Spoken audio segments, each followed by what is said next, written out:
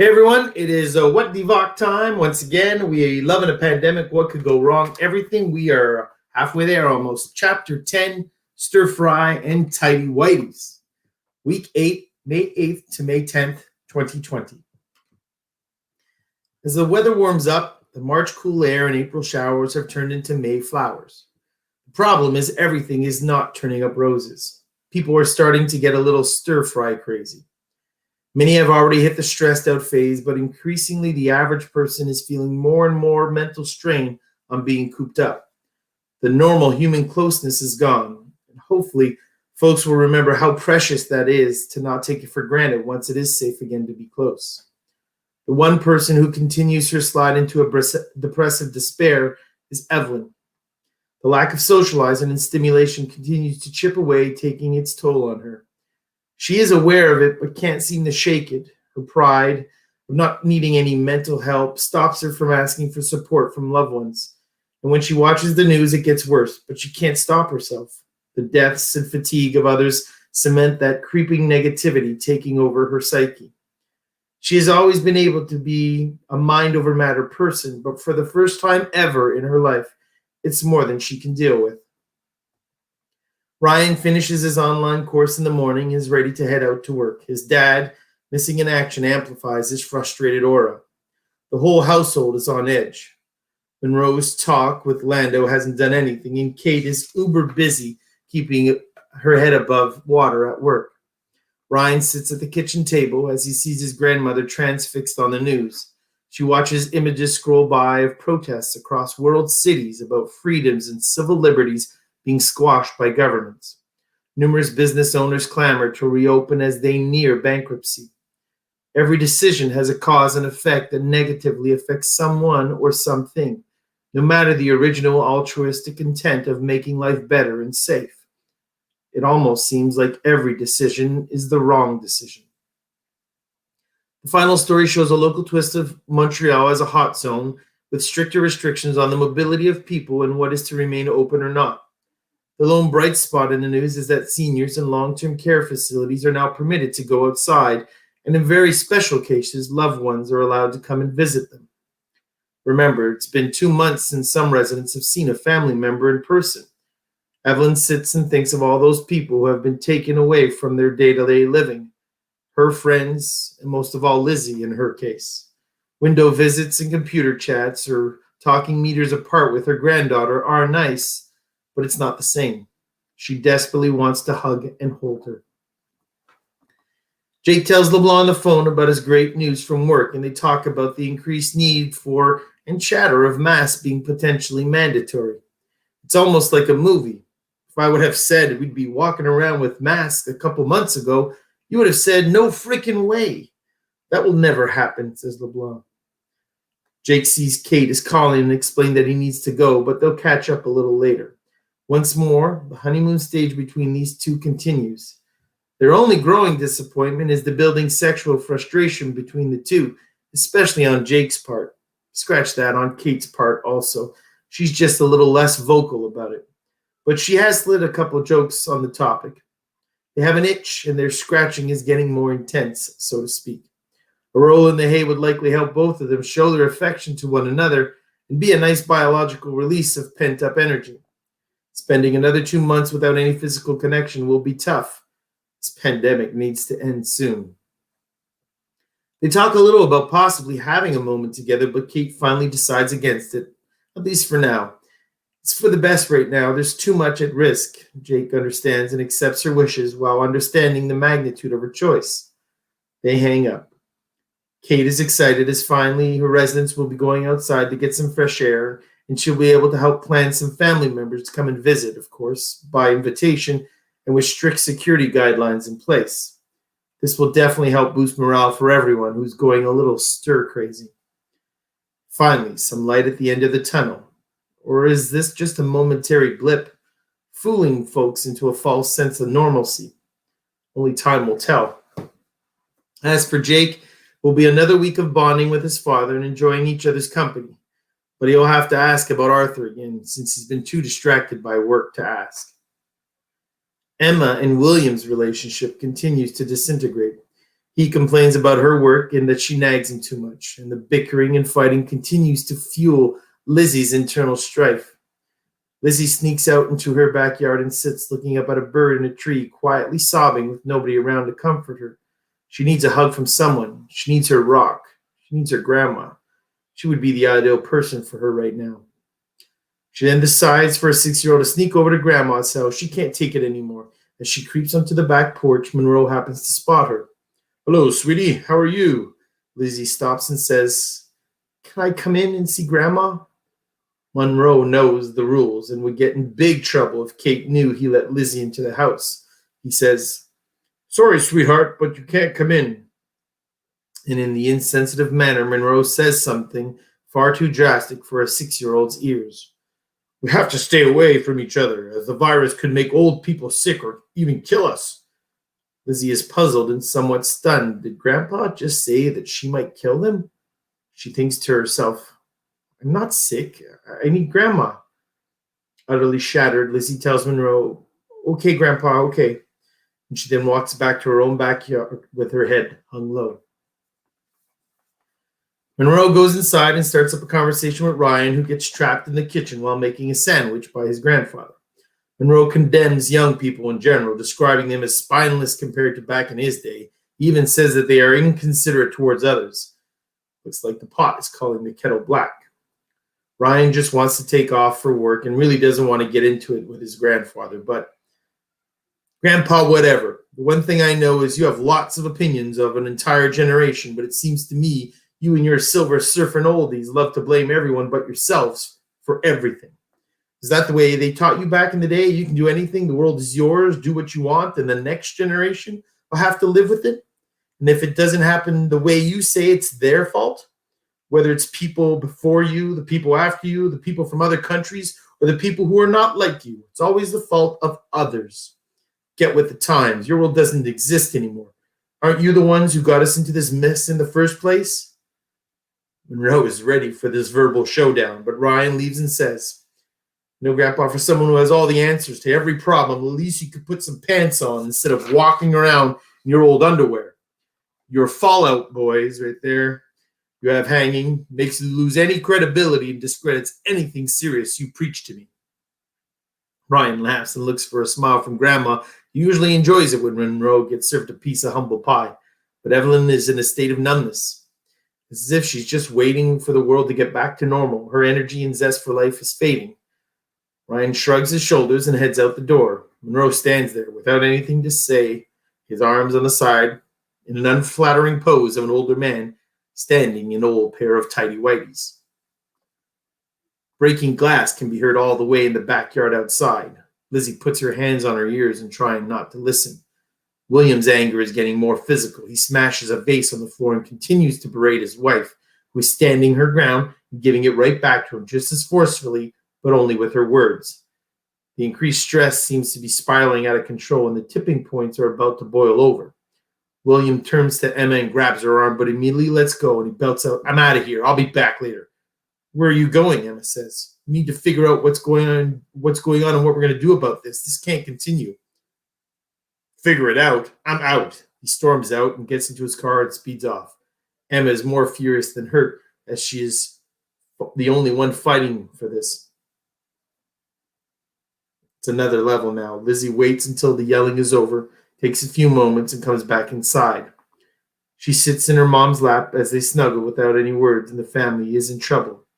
Separation or divorce must be just around the corner.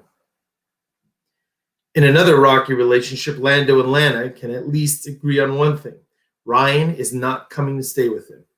They both explain with lame excuses to one another why it's a horrible idea for Ryan to even contemplate the idea of living with his father for a short while.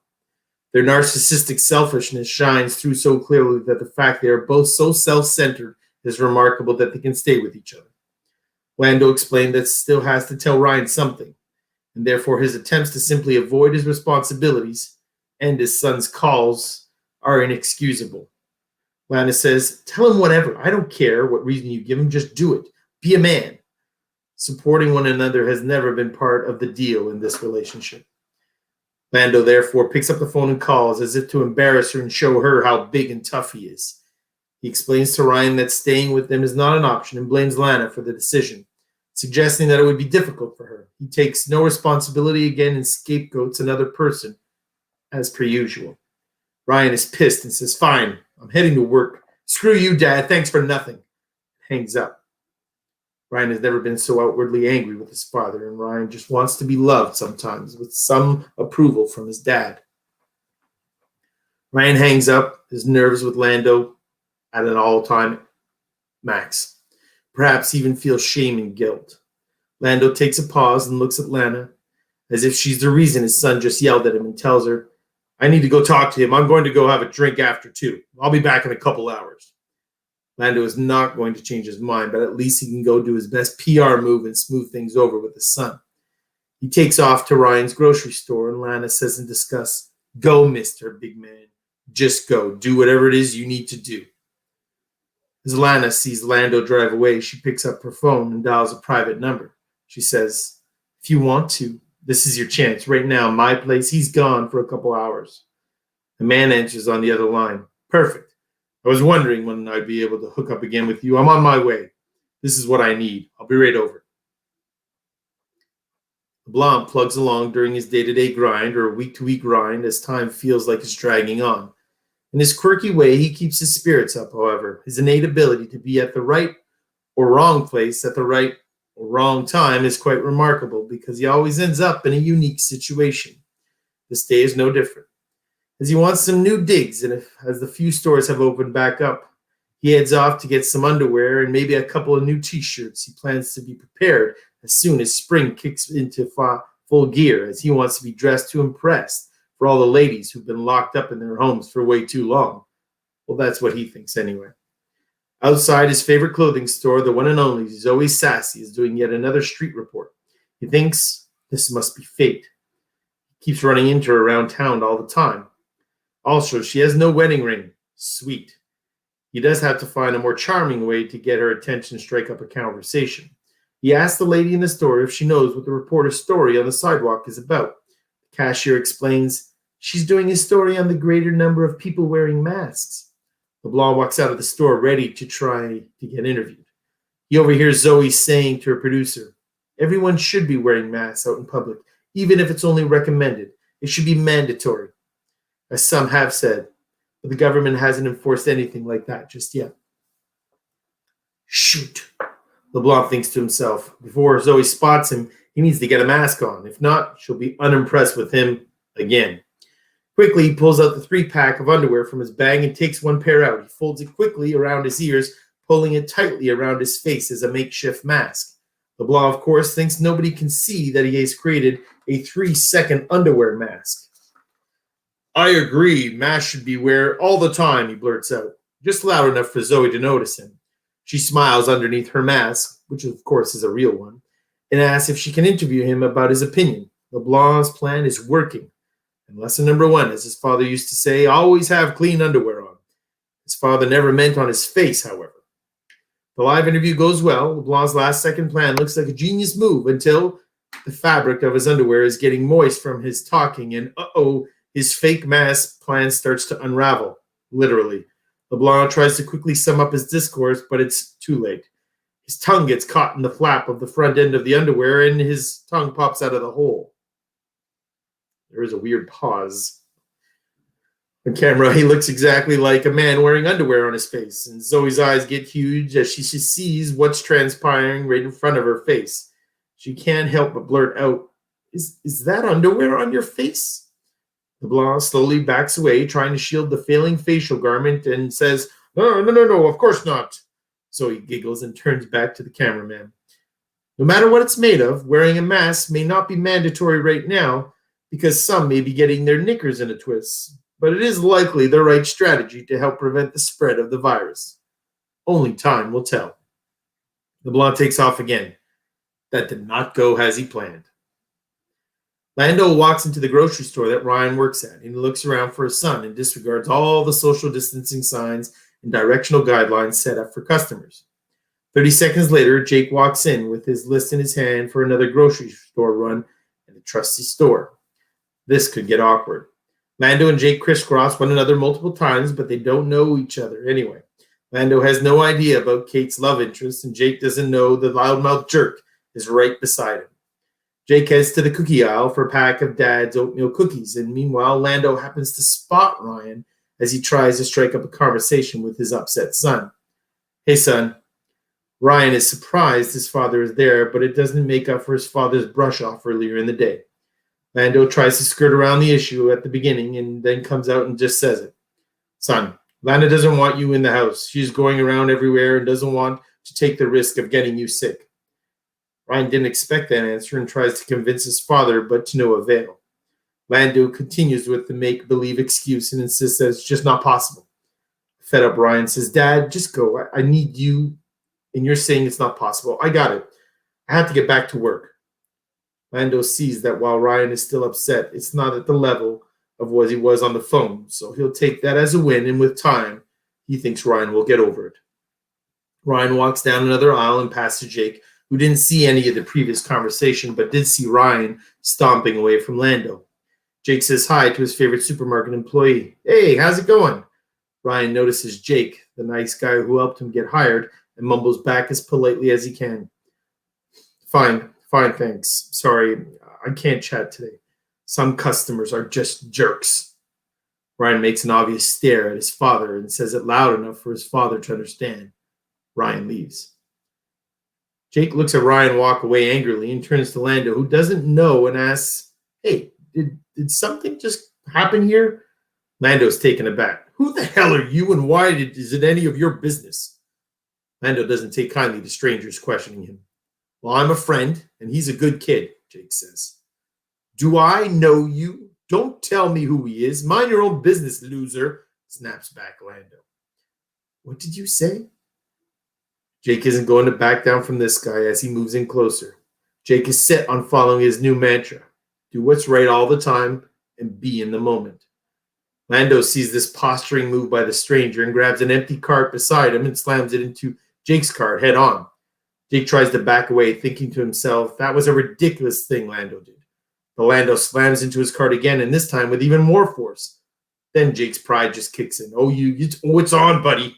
An immature cart slamming fight erupts as two grown men throw verbal jabs at one another. Others gather and start to watch the commotion. What the heck is happening here? Imagine if they knew each other's true identity, however. It would likely escalate into a true fistfight. The scene is uncomfortable for everyone, yet weirdly comical. The grocery store manager, watching in disbelief, comes running over and asks for calm. The men must stop or they would have to leave. The entire grocery store is watching a bizarre machismo shouting match with shopping carts full of produce banging into one another. Both men back away slowly, trying not to have the illusion of either losing the awkward standoff. Luckily, Ryan saw none of what transpired. He would have been mortified and embarrassed for sure. He had gone to the back store, hiding behind a few boxes, wiping away a couple of teenage boy tears from his cheek that he didn't want anybody else to see. He knows his dad doesn't love him as he should. It's hit home for good now. Lana laughs at the front door of her apartment opens up, and lo and behold, out walks William. He was the mystery man on the other line. Really, no need to explain what happened when Lando was away from the apartment, and this wasn't the first time they were together. William gives her another long kiss as he pulls her body into him.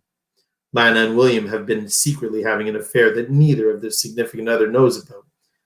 William also doesn't know that Lana has just given him a dose of the DIVOC way of life.